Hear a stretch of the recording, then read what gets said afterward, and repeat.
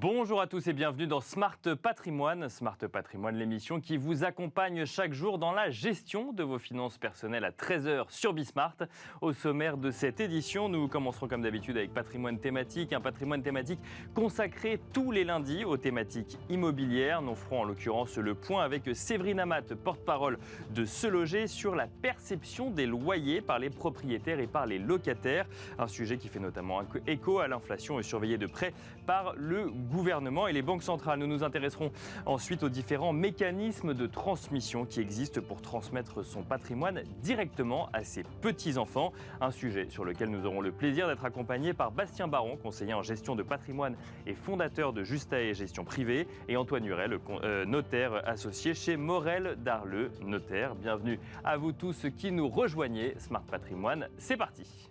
Patrimoine thématique en partenariat avec l'Anacofi.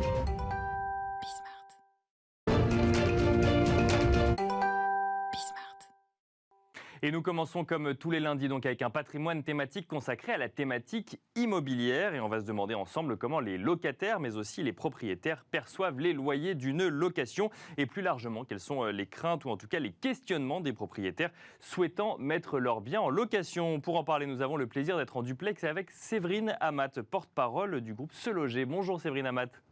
Bonjour Nicolas. Bienvenue du coup dans cette émission en duplex. On va commencer par le point de vue des locataires, si vous le voulez bien, sur cette perception des loyers. Mais tout d'abord, en introduction, le marché locatif est souvent vu comme un marché de repli, un marché donc, qui concerne ceux qui ne peuvent pas acheter de biens immobiliers. Est-ce que c'est toujours le cas, Séverine Amat ? Oui, complètement. On observe sur Ce Loger, sur ces 12 derniers mois, une hausse de plus 44% du volume d'annonces de location vides déposées sur le site et plus 47% en ce qui concerne les annonces de location meublées. Donc on voit qu'effectivement, il y a une montée en puissance du dépôt d'annonces qui vient des professionnels, certes, mais qui vient aussi des particuliers, puisque Se Loger, rappelons-le, est ouvert au dépôt d'annonces locatives depuis près de 2 ans, 2 ou 3 ans, aux particuliers. Donc on a effectivement, et on constate sur ces 2 dernières années, que le nombre de dépôts d'annonces locatives venant des particuliers a été multiplié par 4. Donc, on peut dire effectivement que face à un manque de biens à l'achat, la location se positionne bel et bien, Nicolas, comme un marché de repli. Alors, un marché de repli, on va regarder du coup d'abord du côté des locataires, comment ils perçoivent leur loyer. Ensuite, on regardera comment ça se passe du côté des propriétaires ou également des bailleurs. Les locataires aujourd'hui sur le site Se Loger, donc du coup sur l'intégralité de la France, comment est-ce qu'ils perçoivent leur loyer selon l'étude que vous avez menée ? Alors, en fait, ils l'aperçoivent d'un point de vue perception par rapport à l'enquête que Se Loger mène tous les 4 mois, assez réaliste pour 64% d'entre eux. Cette perception était déjà partagée avant la crise de la Covid, puisqu'en février 2020, quand on les avait sondés déjà, ils étaient 66% même à partager ce ressenti. Donc en légère baisse, on est à 64% aujourd'hui, mais globalement, pour les 2 tiers d'entre eux, ils sont, et les locataires considèrent les loyers comme réalistes. Alors, des loyers qui sont fixés par les propriétaires bailleurs, vous l'avez dit, ou par les agents immobiliers, puisque le propriétaire a le choix, soit de gérer et de mettre en location son bien par ses propres moyens, soit, effectivement, de le confier à une agence immobilière. Alors, ils estiment que leur loyer est réaliste. Est-ce que c'est une réalité qui vaut partout en France, ou il y a des régions où on estime que le loyer est trop élevé, par exemple ? Alors, ils sont un peu moins partagés sur cet avis en Île-de-France, puisqu'ils sont que 57% à considérer que les loyers sont réalistes. Mais il faut quand même garder à l'esprit que trouver un logement en Île-de-France est aussi assez compliqué, que ce soit à la location ou à l'achat. Donc, ils sont peut-être un peu moins exigeants, même sur le marché francilien, même si ce chiffre est en deçà de la moyenne nationale estimée à 64%. Donc, les locataires, globalement, estiment qu'un loyer moyen de 708 € par mois, c'est quelque chose de complètement réaliste, en fait. Alors, ce loyer moyen que vous nous donnez de 708 € par mois, c'est un loyer moyen que vous avez calculé dans l'étude, c'est ça, c'est le loyer moyen en France aujourd'hui ? Oui. C'est le loyer moyen estimé par le baromètre des loyers Se Loger, qui est publié tous les mois et qui se base sur une superficie d'environ 50-55 mètres carrés. Donc, c'est la moyenne constatée nationalement, 708 € par mois. C'est ce que l'on constate sur Se Loger. Et alors, toujours côté locataire, Séverine Amat, donc vous nous avez dit que la plupart effectivement des locataires considèrent que le loyer qu'ils payent tous les mois est un loyer réaliste. Pour autant, Oui. est-ce que dans la perception, ils s'attendent à une augmentation ou, qui sait, une diminution de leur loyer à venir? Alors, ils s'attendent, et bailleurs et locataires, à effectivement être confrontés à une augmentation dans les 6 prochains mois, une augmentation des loyers. Alors c'est la projection de la moitié des locataires, puisqu'ils sont 53 des sondés à estimer que les loyers progresseront dans les 6 prochains mois et c'est plus D'accord. 12 en un an, donc c'est énorme. Et un tiers des bailleurs aussi, soit 35 estiment aussi que les loyers vont augmenter. Et là, on est à plus 14 points par rapport à N-1. Donc, c'est quand même des chiffres qui sont extrêmement significatifs. Alors, c'est intéressant, c'est que finalement, côté propriétaire ou côté locataire, en fait, les deux s'attendent à ce que, ou en tout cas une partie de chacun d'entre eux, mais une partie conséquente s'attendent à ce que les loyers viennent à grimper. Du coup, si on regarde côté propriétaire d'un bien qu'on met en location, est-ce que ça veut dire que là, sur cette perception des loyers, on estime qu'on est à un niveau qui n'est pas suffisamment élevé aujourd'hui? C'est vraisemblable, c'est-à-dire qu'on a des propriétaires effectivement qui se disent qu'ils peuvent peut-être augmenter encore leur loyer. Mais attention, parce qu'on constate quand même sur ce loyer, je vous le disais en préambule, en introduction, on a une augmentation du dépôt d'annonces locatives. C'est-à-dire que, étant donné que le marché est un petit peu en tension, voire même extrêmement en tension sur certaines régions à l'achat, Mhm. il y a des propriétaires bailleurs qui reviennent avec des biens et qui les déposent à la location parce que c'est aussi un moyen économique d'avoir un revenu complémentaire. Donc, on est face à une montée en puissance de l'offre qui n'est pas forcément signe de baisse. Et ça, c'est pas forcément flagrant dans la tête des locataires parce que ils sont pas forcément conscients de cette montée en puissance du dépôt d'annonce. Donc, dans la tête des bailleurs, c'est forcément plus clair. Eux s'attendent à augmenter leurs loyers, mais pourront-ils le faire vu la montée en puissance du dépôt d'annonce que l'on constate nous sur ce loger? C'est à voir dans les mois C'est à ça, venir. c'est qu'il faudrait qu'il y ait une montée en puissance de la demande également pour qu'ils puissent augmenter leur loyer dans les mois à venir. C'est ça. Il faudrait effectivement que la demande monte. C'est forcément le cas, puisqu'on voit qu'un bon nombre de ménages sont mis de côté par rapport à l'acquisition d'un bien, hein. Les banques aujourd'hui demandent un peu plus d'apports, voire même beaucoup plus d'apports, donc ce qui rend compliqué les choses. Et puis le nombre de biens reste limité à l'achat. Donc on aura forcément un plus grand nombre de candidats à la location, puisque c'est un marché de repli sur lequel les porteurs de projets s'orientent momentanément pour attendre effectivement que le marché se baisse un petit peu, se calme en termes d'évolution de prix. Donc, mais reste à savoir si la demande sera supérieure à l'offre. Les mois à venir nous le diront. Un mot d'ailleurs toujours de ces propriétaires qui mettent leur appartement en location. Comment est-ce qu'ils procèdent pour fixer le prix du loyer? Est-ce qu'il y a une grille à laquelle on se réfère? Comment est-ce qu'ils font? Alors en fait, ils ont 4 modes de fonctionnement, 4 étapes qu'ils suivent. Un bailleur sur deux a déjà et va effectuer en fait une recherche sur des biens similaires dans son secteur. Ensuite, plus d'un tiers d'entre eux va demander des conseils à des professionnels de l'immobilier, hein. 33% d'entre eux se seront renseignés sur le marché locatif dans leur secteur, ce qui est plutôt normal, en lisant pas mal d'articles de presse. Ils écouteront aussi des tutos et regarderont des vidéos. Et il est à noter au travers de l'étude que seulement 19% d'entre eux, donc un bailleur sur 5, utilisent aujourd'hui les outils d'estimation en ligne. Donc c'est encore peu, il n'y a pas encore de pédagogie assez désacralisée là-dessus sur le sujet, mais on peut subodorer, on peut estimer que dans les mois à venir, les outils d'estimation à la location seront peut-être davantage utilisés par les propriétaires bailleurs. Donc on constate sur ce loger où effectivement on peut déposer une annonce, que ce soit en tant que professionnel ou en tant que particulier, que même lorsqu'on est particulier, finalement, nombre d'entre eux vont encore voir des professionnels pour estimer leurs biens ou même peut-être pour gérer finalement la location de l'appartement. Oui, parce qu'ils se rendent compte que c'est un vrai métier, que ça prend du temps et qu'aujourd'hui, ils le déclarent et ils l'estiment au travers du sondage de Se Loger. Le professionnel de l'immobilier reste un acteur légitime dans le parcours, que ce soit le parcours de locatif ou le parcours de transactionnel, en fait. Et alors, plusieurs questionnements quand on est propriétaire d'un bien et qu'on veut le mettre à la location. La première, c'est le plafonnement pardon, ou l'encadrement des loyers. Quelle est la perception des propriétaires sur le sujet? Est-ce qu'ils voient ça comme une bonne chose, comme un indicateur, ou à l'inverse, comme un frein finalement à la mise en location de leurs biens? Alors clairement, Nicolas, il le voit comme un frein. Ils sont 42% à déclarer que l'encadrement des loyers ne sera pas profitable côté bailleur, ce qui est compréhensible. Donc, de ce côté-là, il ne plébiscite pas forcément l'encadrement des loyers plus que ça. Voilà.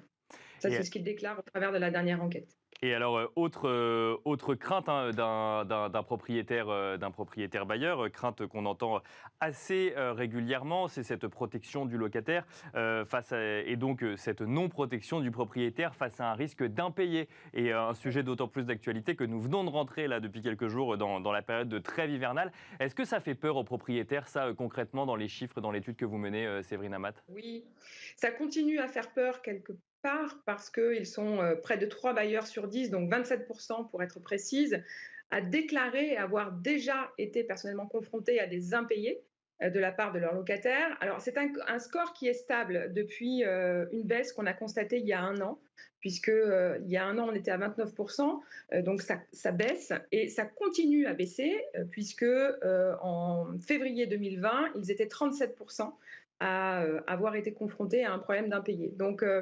à noter aussi que cette proportion est la même, que la gestion locative soit gérée par le bailleur ou que ce soit géré par une agence immobilière. Alors, même si peu de problèmes d'impayés sont déclarés de la part de nos sondés, de nos propriétaires bailleurs, ça ne veut pas dire qu'ils ne sont pas forcément inquiets pour le paiement de leur mensualité. Pourquoi ? Parce qu'on sait qu'en parallèle, 3 bailleurs sur 10 s'avouent quand même inquiets concernant le paiement de leur loyer de la part de leurs locataires. Alors, une inquiétude qui reste quand même, Nicolas, toute relative, puisqu'ils sont seulement 7% à se dire très inquiets, voire 21% à se dire plutôt inquiets. Donc, par rapport à ça et pour se prémunir de cette inquiétude, les propriétaires bailleurs, pour 60% d'entre eux, envisagent de se couvrir, et ils le font, en particulier avec la garantie loyer impayé, puisqu'ils sont 39% à la plébisciter. Voilà, donc on se rend compte que même si dans les faits, ça n'arrive pas si souvent que ça reste un facteur anxiogène finalement pour les propriétaires. Merci beaucoup, Séverine Amat, d'être venue en duplex dans cette émission nous présenter les résultats de l'étude que vous menez du coup de manière régulière au sein du groupe Se Loger. Et je rappelle que vous êtes porte-parole du groupe Se Loger. Quant à nous, on se retrouve tout de suite dans Enjeu Patrimoine.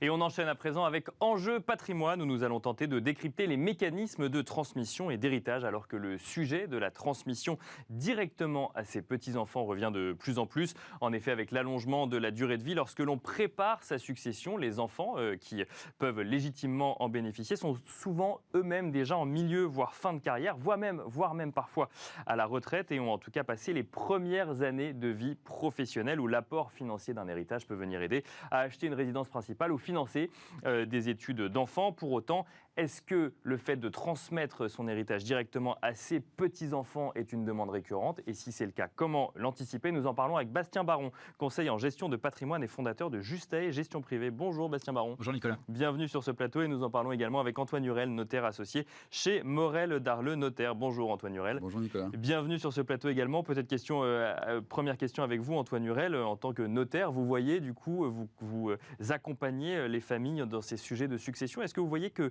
cette notion de vouloir sauter une génération dans la transmission revient régulièrement, est une demande régulière des personnes qui préparent leur succession?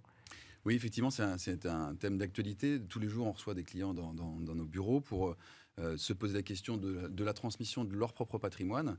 Et c'est vrai qu'on ne pense pas toujours à cette transmission directement, entre guillemets, transgénérationnelle. Bien sûr. Et comme vous le disiez, il y a des enfants qui ont parfois déjà un train de vie suffisant, qui ont constitué un patrimoine. Et donc oui, c'est un thème vraiment qui est récurrent et que aussi nous, on initie parfois parce qu'ils n'y pensent pas toujours. Et alors, oui, c'est ça, c'est finalement un thème qui est initié parfois par vous, pas toujours. C'est pas la personne qui prépare sa succession qui vient vous voir en vous disant tiens, est-ce qu'on pourrait sauter une génération? Alors, les grands-parents prennent l'initiative parfois parce qu'ils sont au courant des dispositifs fiscaux dont on parlera tout à l'heure. Mais les enfants, effectivement, n'y pensent pas toujours. Un exemple pratique, si quelqu'un hérite de son père, on ne pense pas toujours à lui proposer de renoncer lui directement au profit de ses propres enfants. Et à ce moment-là, on saute une génération. Alors, ce n'est pas une véritable anticipation, puisque là, dans mon exemple, le grand-père est décédé. Mais l'enfant peut donc renoncer directement au profit de son enfant, D'accord, oui. Ce qui est un énorme avantage, c'est que ça va éviter d'enrichir, entre guillemets, l'enfant, il sera obligé ensuite de retransmettre, et donc il transmet comme ça en ligne directe du grand-père aux petits-enfants. C'est ça, donc en fait, effectivement, dans la préparation, il y a celui qui prépare sa succession de son vivant, mais il y a aussi il faut préparer aussi celui qui va bénéficier en fait de cette succession et qui, lui, doit faire le choix de renoncer ou non en fait à cet héritage. Bien sûr, alors soit on le subit, là l'exemple que je vous donnais, c'est quand c'est pas été préparé en fait. Bien sûr, donc le grand-père n'a rien fait au profit du petit-enfant, et puis on hérite, et le notaire peut conseiller utilement de dire, là, est-ce que vraiment vous avez intérêt à hériter? Non, passons une génération. Et alors, c'est vraiment quand on l'a subi. Et alors, question à un notaire du coup sur ce dispositif de succession, est-ce qu'on peut décider lorsqu'on prépare tout correctement de transmettre à ses petits-enfants sans poser la question à son enfant? Alors oui, effectivement, alors vous avez raison, on peut le faire soit en concertation avec son enfant, soit on peut le faire sans lui poser la question. D'accord, ok. Par une voie testamentaire, par exemple, on peut prendre un testament, faire un testament en disant, moi j'ai un enfant, eh bien j'ai une quotité disponible, c'est-à-dire je peux faire la moitié de ce que je veux de mon patrimoine, je la transmets directement aux petits-enfants. D'accord. Ça, c'est une possibilité. Et l'enfant n'a pas son mot à dire. Et l'enfant n'a pas son mot à dire. D'accord, ok. Mais par contre, l'enfant a quand même une garantie sur une partie de l'héritage, oui. Et là, il va devoir renoncer au reste de l'héritage, pour le coup. Alors, en fait, quand vous avez un enfant, vous pouvez gratifier la moitié de votre patrimoine au profit de quiconque, des petits-enfants. Deux enfants, c'est un tiers, etc., etc. Donc oui, vous pouvez tout à fait transférer une partie de votre patrimoine sans poser la question à votre enfant, directement aux petits-enfants. Donc il existe juridiquement le mécanisme pour permettre de transmettre en tout cas une partie de son patrimoine directement à ses petits-enfants. En revanche, si on veut transmettre la totalité, là pour le coup, il faut que ça se fasse entre guillemets. On peut transmettre la totalité aux petits-enfants, mais il y aura un mécanisme d'action en réduction, c'est-à-dire que l'enfant va dire « Oui, t'es gentil, mais moi, j'aimerais bien avoir un petit peu de sous ». Donc il va demander à réduire, dans mon exemple, de la moitié. Donc ça, c'est sans l'accord, évidemment, de l'enfant. Bien sûr. Et ce qui a été mis en place par le législateur depuis un certain nombre d'années, c'est les donations transgénérationnelles, c'est-à-dire de le faire avec la concertation de son propre père, et de dire, bon ben voilà, papa est OK pour que je récupère directement du grand-père, et donc c'est ça dont on parlera tout à l'heure. Et là, c'est le renoncement, du coup, de l'enfant, finalement, à son héritage. Alors oui, donc il peut se faire soit par succession, soit du vivant. C'est-à-dire qu'on peut très bien faire une donation transgénérationnelle en disant, voilà, j'ai deux enfants, il y en a un qui a besoin de sous, l'autre, il a une belle réussite et il veut directement passer à ses enfants. Donc il y en a un qui va dire, moi je prends mes sous parce que mon père veut me donner de l'argent ou un patrimoine immobilier, et puis le reste qui irait directement comme ça aux enfants parce que l'enfant numéro 2 renoncerait de son vivant. C'est effectivement, et je pense qu'on va revenir dessus sur ce mécanisme, c'est vrai que là on prend l'exemple d'un enfant, mais on peut avoir 4 enfants, 4 situations différentes, ensuite un petit-enfant d'un premier enfant, ensuite 3 petits-enfants d'un deuxième enfant, donc c'est des situations complexes. Juste avant, Bastien Baron, vous êtes conseiller en gestion de patrimoine. Oui. Est-ce que lorsque vous accompagnez, des clients dans leur gestion de patrimoine, c'est un sujet qui revient régulièrement aussi? Oui, très régulièrement, il y a deux types. Il y a d'une part les personnes qui ont effectivement une cinquantaine, soixantaine d'années qui eux se disent finalement moi si j'hérite demain j'ai pas besoin de cet argent. Par contre j'ai mes enfants qui ont une vingtaine d'années, qui font des études, qui vont acheter un bien immobilier, on en parlait tout à l'heure, qui vont avoir besoin en fait d'avoir un apport assez conséquent, surtout en région parisienne, et du coup qui se disent moi finalement papa maman moi j'ai pas avoir besoin de votre héritage. Est-ce qu'on peut mettre des choses en place pour pouvoir basculer ça directement aux enfants? Donc on avait effectivement parlé des donations tout à l'heure. C'est aussi le cas, par exemple, tout ce qui va être clause bénéficiaire de contrat d'assurance vie. On peut essayer de les travailler pour directement sauter une génération et le jour où il y a décès, que l'enfant en fait, n'hérite pas et que ça bascule directement à un nouveau bénéficiaire. Donc là, en fait, on parle de donation du vivant ou en tout cas de préparation de sa succession via des contrats d'assurance vie parce que ça permet de faire sortir en fait une partie de la fiscalité le jour où on hérite. Là, on est dans la donation, mais un peu dans la préparation de sa succession aussi. Oui, on est clairement dans la préparation. Donc je pense que dans tous les cas, il faut être dans la préparation, dans l'anticipation. Il y a un peu un parallèle qui peut être fait avec la transmission d'une entreprise. Bien sûr. Où c'est pas quelque chose qui se fait du jour au lendemain. On voit que pour maximiser, on va dire, les chances de réussite, pour que ça fonctionne, souvent il faut l'anticiper et ça prend un petit peu de temps, mais en tout cas il y a une stratégie globale qui doit être mise en place. Bon, alors l'idée dans cette émission, c'est de comprendre un petit peu les mécanismes. Donc là, vous nous avez parlé d'assurance vie avec effectivement cette notion de vouloir transmettre directement à ses petits-enfants. Antoine Hurel, vous aviez commencé à également nous évoquer les différentes manières vraiment pour le coup de gérer une succession. Alors ce que je vous propose, c'est qu'on va faire ça de manière chronologique. On commence par les donations et ensuite on va parler des différentes façons de gérer réellement une succession. Donc un mécanisme, c'est d'ouvrir en fait une assurance vie pour ses petits-enfants, ou en tout cas une assurance vie pour soi, mais avec destinataire directement les petits-enfants. Là, on peut choisir qui on veut, de toute façon, donc en fait, on peut mettre un petit enfant. On fait quoi? On fait une assurance vie par petits-enfants?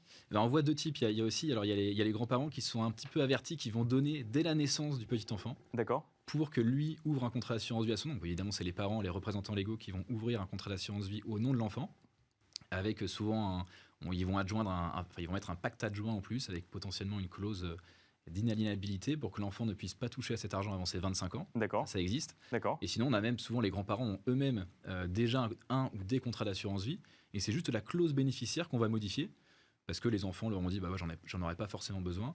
Donc on va ouvrir la possibilité aux enfants de renoncer en fait au bénéfice du contrat. Et donc là, c'est encore l'enfant qui doit dire je renonce ou Il faut que ce soit prévu en fait dans la clause bénéficiaire. Donc c'est pour ça qu'il y a un conseil à donner en amont, et c'est pour ça qu'on parlait tout à l'heure d'anticipation. Et c'est quelque chose qui doit être prévu dans la clause bénéficiaire. Oui, c'est ça, parce que en fait, si jamais on l'ouvre aujourd'hui, on peut dire bah, très bien, je donne. Et d'ailleurs, on dit je donne à, mettons, Antoine et Bastien, ou je donne à mes petits-enfants. On peut faire les deux, ouais. On peut faire les deux, donc on n'est pas obligé de nommer chacun des petits-enfants, on peut dire je donne à mes petits-enfants.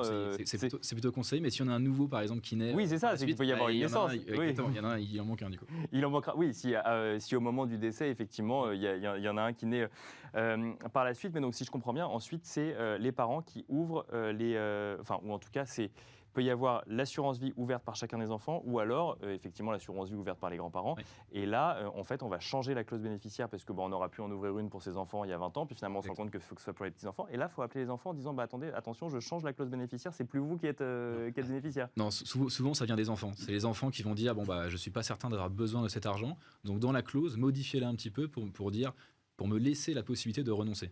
Pour que directement, puisque comme vous dites, il peut avoir 4 enfants, il y en a un qui peut se dire moi cet argent je veux en avoir besoin. Puis il y en a 3 autres qui disent moi ma situation elle va très bien, donc je préférerais renoncer au profit de mes propres enfants. Mais parce que pour que ce soit clair, la clause bénéficiaire, si elle désigne quelqu'un, en fait, elle va rentrer quand même dans l'actif successoral des enfants, ou elle va aller directement sur les petits-enfants? Directement sur les petits-enfants. Donc il n'y a pas besoin de l'accord des enfants Non.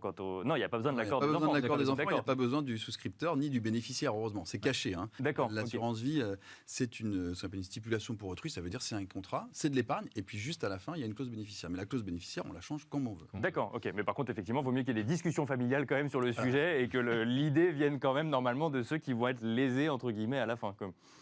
Ça, c'est pour l'assurance vie. Il y a d'autres mécanismes de donation avant qu'on passe à la succession en tant que telle? Oui, je peux peut-être dire 2 mots justement de ces mécanismes fiscaux de transmission. Il faut les connaître, hein, parce que c'est important. Ouais. Il y a un abattement général de 31 865 € qui existe sur le plan fiscal. Donc, on peut donner ce qu'on veut, un meuble, un tableau, de l'argent ou de l'immobilier. 31 865 par grands-parents et petits-enfants. Donc, ça peut faire beaucoup. Hein. Ah oui, ça peut effectivement. En plus, deuxièmement, quand le grand-parent a moins de 80 ans et que l'enfant a plus de 18 ans, on peut aussi donner 31 000 € quand c'est des liquidités. D'accord. Ça fait 2 fois 31 000 € Bien sûr, ça commence à faire des apports conséquents pour des achats d'appartements. Voilà en gros le cadre fiscal de transmission, ce qu'on peut donner de son vivant. Et si ce n'est pas utilisé, c'est perdu. Parce qu'en succession, ça n'est que 1 500 €. D'accord, ça n'est pas reporté sur la succession si jamais on n'a pas donné du vivant. Donc vraiment, le conseil qu'il faut donner aux grands-parents, c'est aller voir votre notaire, votre gestion de patrimoine, éventuellement gestion de patrimoine sur l'assurance, mais allez voir votre notaire pour connaître les mécanismes et puis bénéficier de ces mécanismes du vivant, sinon c'est perdu. Voilà, donc sur la forme, peut-être on peut parler de la forme, parce que vous savez, vous pouvez aller aux impôts directement enregistrer votre don manuel. Le gouvernement a mis en place un système d'enregistrement directement de son don. D'accord. Mais ce qu'on conseille, c'est d'aller voir un notaire, parce que sur le plan civil, c'est très important. Donner, c'est pas rien. D'abord, il faut avoir la capacité de donner. Est-ce qu'un grand-père de 95 ans, si c'est remis en cause derrière, c'est pas bon? Est-ce qu'il fait pas une bêtise?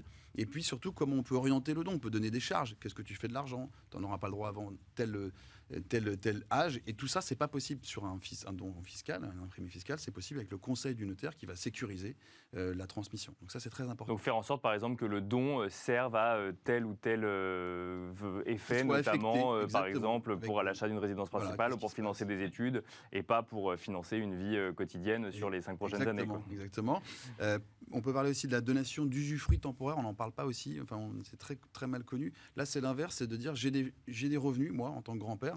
J'ai pas besoin de ce flux de revenus. Donc, je peux les donner pendant une période donnée de 5-10 ans à mes petits-enfants. D'accord. Plutôt que de donner de l'épargne que moi, où j'aurais subi de l'impôt sur le revenu, je vais laisser, par exemple, le loyer d'un studio à mon petit-fils. Qui paiera l'impôt sur le revenu, pour le coup. Lui paiera l'impôt sur le revenu, Bien sûr, il y aura aussi mais le qui aura bénéfice aussi, net de bien sûr, l'impôt bien sûr, sur bien le sûr. revenu.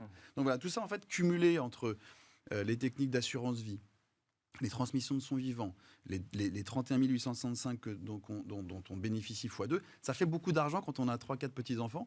Finalement, ça fait beaucoup d'argent transmis gratuitement. Et ça, c'est avant la succession. Et alors, rapidement sur la succession, du coup, pour bien comprendre, je peux transmettre directement à mes enfants qui renoncent à la succession au profit de leurs petits-enfants, enfin au profit de leurs enfants, mais donc du coup de mes petits-enfants, ou alors je peux décider de leur transmettre directement. Mais alors comment est-ce que je gère les différences de réalité entre mon premier enfant, mon deuxième enfant, mon troisième enfant, que ce soit des différences en termes de nombre d'enfants qu'ils ont eux, en termes de niveau de vie.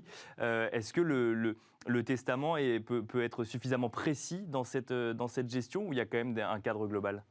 Alors là, vous évoquez deux choses. Un, quand vous héritez de votre propre père et vous êtes par exemple avec votre sœur. Là, vous pouvez très bien dire, moi, j'ai pas besoin des sous.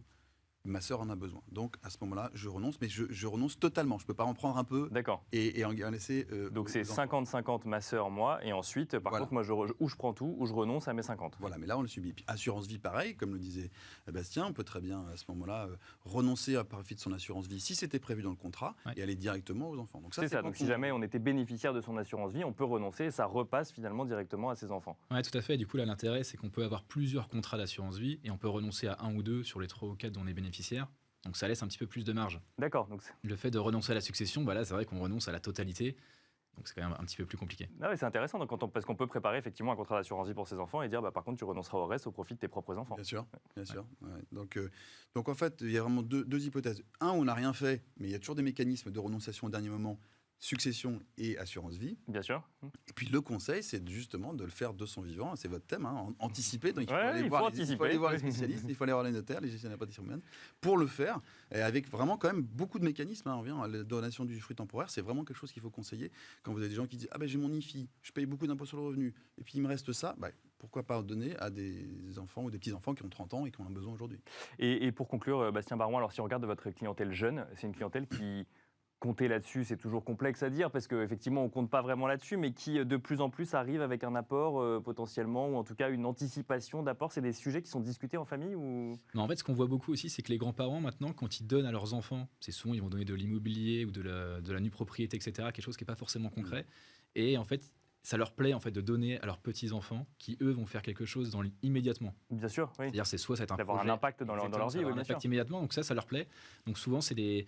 Je pense qu'il y a les petits-enfants qui sont assez jeunes qui poussent un petit peu aussi la balle vis-à-vis des grands-parents en disant voilà, j'ai peut-être un MBA à faire aux États-Unis, ça coûte $100 000, etc. J'aurais peut-être besoin d'un petit peu d'argent.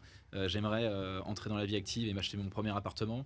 Ça, l'immobilier, ça plaît beaucoup en plus aux grands-parents. Bien sûr, ils sont prêts à aider. Donc c'est ça aussi qu'on voit beaucoup. Il y a ceux aussi qui montent leur entreprise. Et là, même chose, en fait, les grands-parents sont vraiment à même d'aider sur ce point-là. Bon, avec tout de suite, parfois des discussions qui peuvent être un peu complexes à amener, mais bon, on imagine que du coup, elles sont de plus en plus présentes en entreprise. Merci beaucoup, Bastien Baron. Je rappelle que vous êtes conseiller en gestion de patrimoine et fondateur de Justa et Gestion Privée. Merci, Antoine Hurel, notaire associé chez Morel Darleux, notaire. Merci à tous les deux de vous être prêtés un exercice pas facile de définir tous ces sujets-là dans une quinzaine de minutes. J'espère que ça vous aura apporté quelques clés pour la préparation d'une succession. Et je vous dis à demain, du coup, pour un nouveau numéro de Smart Patrimoine. Merci.